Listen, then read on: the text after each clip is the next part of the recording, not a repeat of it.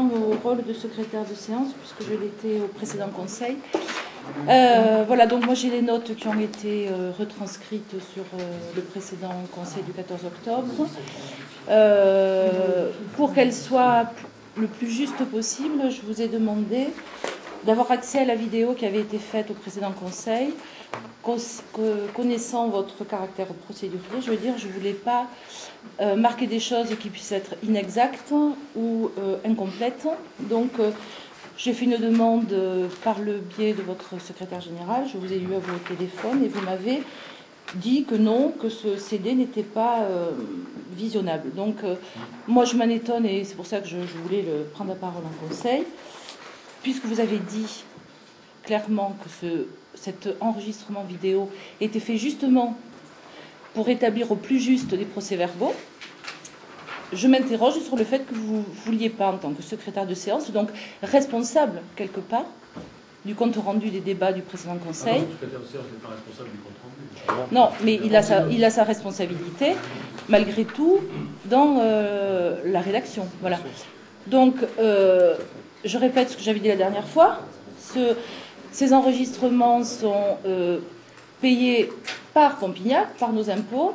Moi, conseillère municipale, je veux avoir accès aux images pour pouvoir rendre un compte rendu donc le plus précis. Et vous me refusez cette possibilité. Donc là, du coup, je me dis que ce que vous nous avez déclaré à propos de l'usage de ce CD, alors que vous avez pu l'utiliser pour des histoires personnelles de plainte ou de recours. Personnel, là, vous allez un petit peu loin. J'ai dit personnel, monsieur le maire, parce qu'il n'y a que vous qui les visionnez, il n'y a que vous qui les utilisez. Donc là, je demande officiellement et à tous les conseillers si oui ou non on peut visionner ces images pour pouvoir faire un compte rendu le plus exact possible.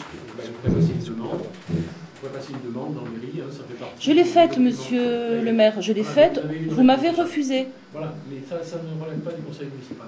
Mais si, j'étais secrétaire de séance. Mais à quoi sert le secrétaire de séance? Oui, mais la délivrance de documents ne relève pas du conseil municipal. Donc vous ferez passer votre demande une nouvelle fois. Mais je l'ai faite.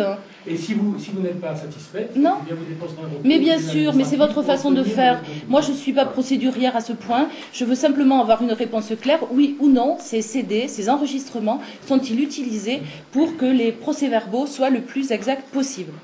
Eh bien, écoutez, oui, c'est ce que j'ai dit. Et alors, j'étais secrétaire de séance. Délivrer ce document comme ça au public pour l'instant. Je ne suis pas un public, je suis une conseillère municipale qui a à faire un procès-verbal. C'est pas une chose à régler au conseil municipal, ça relève de la police du maire. Allez, on y revient, voilà. Toujours.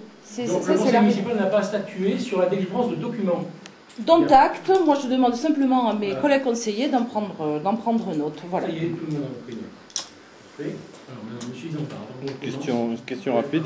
Je souhaite préciser aux conseillers municipaux qui sont autour de cette table que j'ai personnellement interrogé la société ABAC, ici présente, qui s'occupe des enregistrements vidéo, qui m'a confirmé que chaque CD qui comprend l'enregistrement intégral du conseil municipal, audio-vidéo, a été remis en mairie dans les 10 jours qui ont suivi chaque conseil municipal, c'est-à-dire le 10 avril, le 1er juillet et le 14 octobre. Ce qui signifie que ces CD sont en votre possession et je trouve absolument inacceptable, je dis bien inacceptable, que vous ne vouliez pas les communiquer alors que vous les utilisez pour des procédures judiciaires, et tout le monde le sait autour de la table, à titre personnel, comme l'a dit Mme Auriac. Ceci est inacceptable et je tiens à ce que ça soit dit